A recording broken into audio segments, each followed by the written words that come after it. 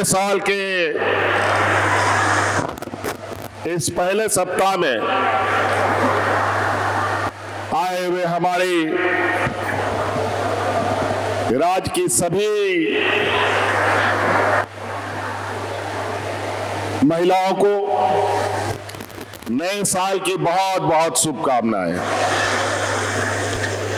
और आज हम लोग एक नई राह, एक नई ऊंचाइयों को छूने की तैयारी में जुट चुके हैं।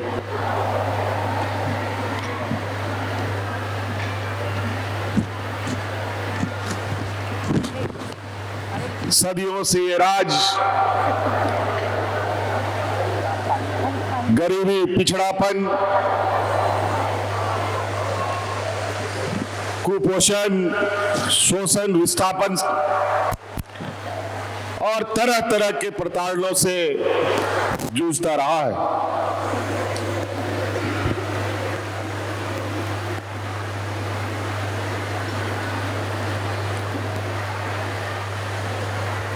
देश आजाद होने के बाद से आज तक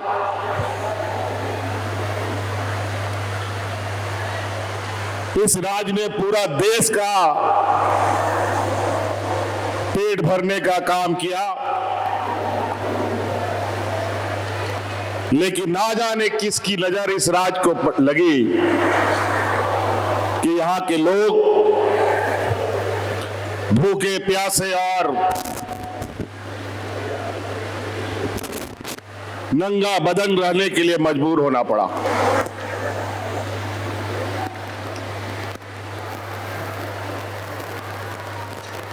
कई बड़ी बढ़िया नीति बनी, कायदे कानून बने,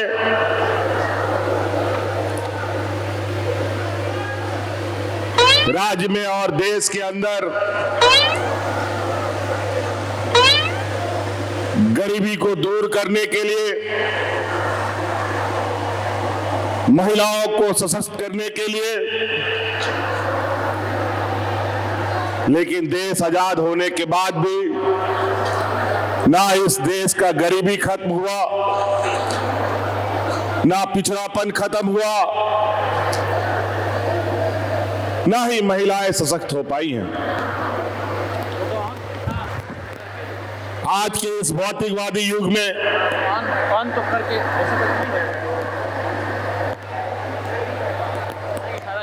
ये बहुत बड़ा चिंता का विषय है। हम विकसित राज्य और विकसित देश का हम परिकल्पना करते हैं।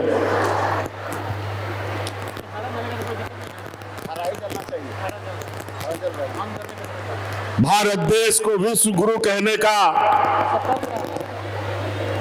और विश्व गुरु के स्थान पे पहुंचाने का संकल्प लेते हैं।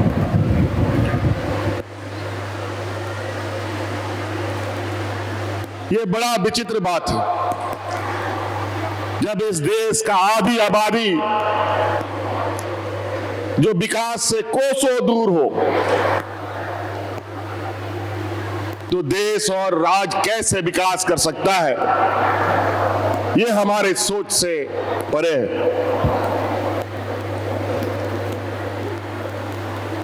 आज महिला और पुरुष एक समान और एक ताकत के साथ कंधे से कंधे मिलाकर काम करने की क्षमता रखती हैं। लेकिन आज भी महिलाओं को वो ताकत नहीं मिल पाई, वो रास्ता नहीं मिला जिसके माध्यम से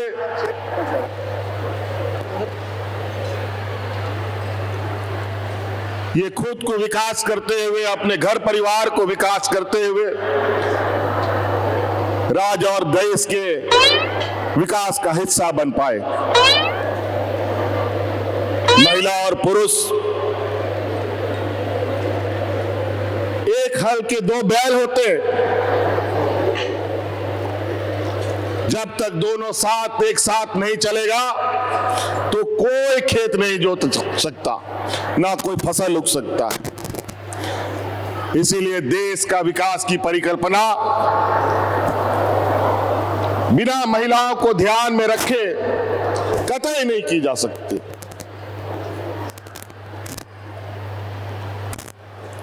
आज हम लोगों ने जो कदम उठाया, ये देश का एक ऐसा कदम है जो आने वाला समय पूरे देश के राज्य भी हमारे इस कदम को, और आज ऐसी चर्चाएं प्रारंभ हो चुकी है कि कौन राज्य अपने राज्य की महिलाओं को कितना सशक्त करने के दिशा में कदम बढ़ाता है।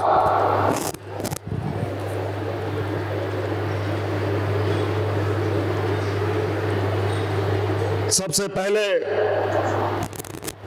यहां आई हुई सभी महिला दीदियों को, जो विभिन्न गांव, पंचायत, टोले से आई है, उन सभी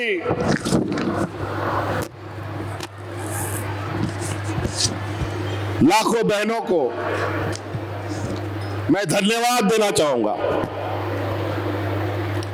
बहुत आभार आप सभी का,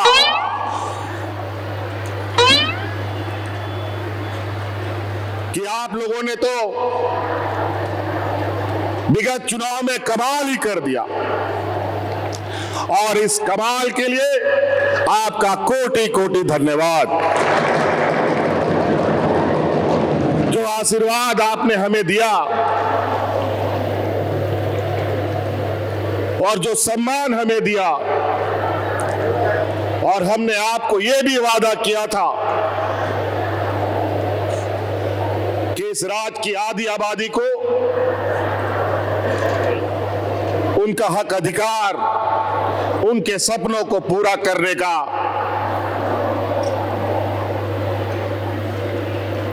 और आपको स्वावलंबी रूप से खड़ा करने का हम संकल्प लेते हैं। आज उसी क्रम में आज हमने एक ऐसा इतना बड़ा कदम उठाया है। आप सभी महिलाओं के ऊपर अपने घर परिवार की जिम्मेदारी तो होती ही है, बाल बच्चा, पति, सास ससुर, बाप की जिम्मेवारी होती है। आज इस ऐतिहासिक कदम के माध्यम से इस राज का भी जिम्मा आज हमने आपके गोद में डाला है।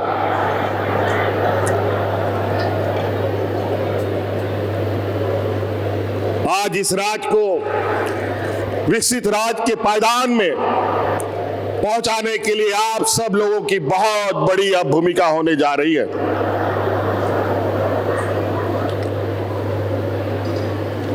आज आप अपने सपनों को साकार करने के लिए स्वतंत्र रूप से अपने निर्णयों के साथ आप आगे बढ़ेंगे।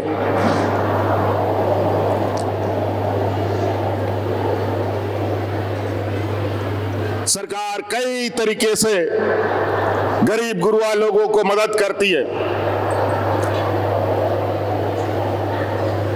कई तरीके से सामाजिक सुरक्षा प्रदान करने के उपाय ढूंढती है,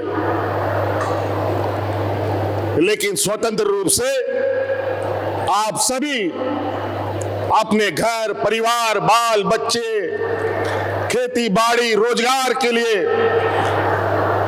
कोई सपना नहीं देख पाते थे, कोई कार्य योजना नहीं बना पाते थे। आज हमने एक ऐसी व्यवस्था आपको दिया है जिसके माध्यम से आप अपना सपना भी देखेंगे और उन सपनों को पूरा करने का क्षमता भी आपके हाथ में होगा।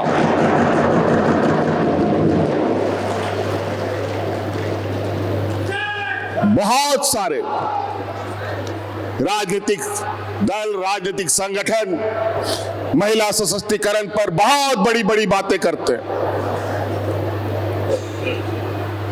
जब हमने इस राज्य में महिलाओं को 1000 रुपया देना शुरू किया तो हमारे विरोधी हमारा मजाक उड़ाते थे। फिर 1000 रुपया से बढ़ाकर 2500 करने का हमने संकल्प लिया, उस समय भी मजाक उड़ाते थे। और उन्होंने भी अपना झूठा वादा राज्य के और देश की जनता के समक्ष रखा कि हम भी 2100-2200 रुपया देंगे। ये लोगों ने हमें चुनौती दी कि महिलाओं को कहां से इतना रुपया मिलेगा, कहां से सरकार पैसा लाएगी। कई नेताओं के साथ हमारी बातचीत हुई, हमारे विपक्ष के लोगों के साथ। उन्होंने हमसे पूछा इतना रुपया कहां से लाओगे, तो हमने भी उनसे पूछा जो तुम राज्य की जनता को बताते हो कि हम इतना रुपया लाएंगे तो तुम कहां से लाओगे। तो वो लोग क्या बोलते थे मालूम है, अरे चुनाव हो जाने दीजिए ना, उसके बाद सोचेंगे देंगे कि नहीं देंगे। लेकिन हमने चुनाव के पहले वादा किया था और चुनाव के खत्म होने के बाद पहला कदम हमने महिलाओं से किया गया वादा को पूरा करने का काम किया है।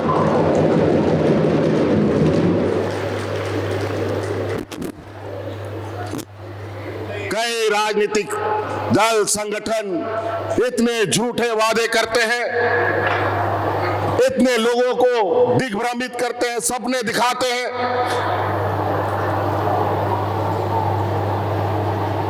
चुनाव आता है जब वोट मांगने के लिए नेता, बड़ा स्टार प्रचारक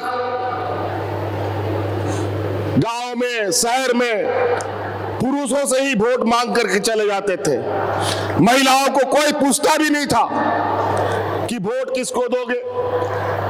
और महिलाएं भी जहां पुरुष वोट करते थे वही वोट उनका भी जाता था। लेकिन हम आपको सलाम करेंगे कि इस चुनाव में आप लोगों ने हमारी बात मानी और आप लोगों ने विचार और सोच पहले से ही बना रखा था कि फिर से हम लोग महागठबंधन की सरकार बनाएंगे।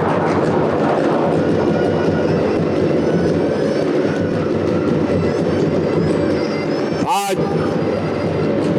आप लोगों के सामने कई ऐसी चीजें बदलेंगी बहुत तेजी से। सरकार आपको राशन फ्री देती है, बिजली भी हमने आपको फ्री कर दिया, बच्चों का पढ़ाई लिखाई, कपड़ा लत्ता कलम कॉपी वो भी सरकार दे रही है, छात्रवृत्ति भी दे रही है। लेकिन इसके आगे क्या होगा इसका परिकल्पना आप नहीं कर पा रहे थे। सरकारी स्कूल के माध्यम से पढ़ाई, 5 किलो 7 किलो अनाज के माध्यम से पेट पालना, सरकार के द्वारा धोती साड़ी लुंगी के माध्यम से तन ढकना, यही मात्र होता था। लेकिन आप बच्चे पढ़ेंगे भी और बच्चे को पढ़ाने के लिए आपको अगर इच्छा है तो बच्चे को अच्छे शिक्षक के पास ट्यूशन भी पढ़ा सकते हैं इस पैसा में।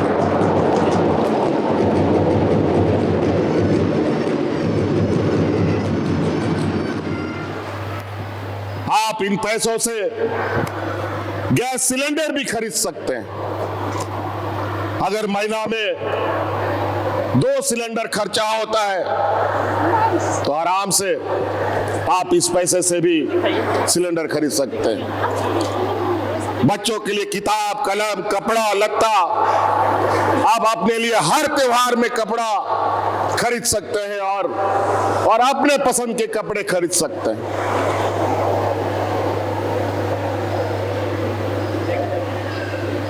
सरकार जो अनाज देती है उसी पर आपको अब जिंदा रहने की आवश्यकता नहीं है।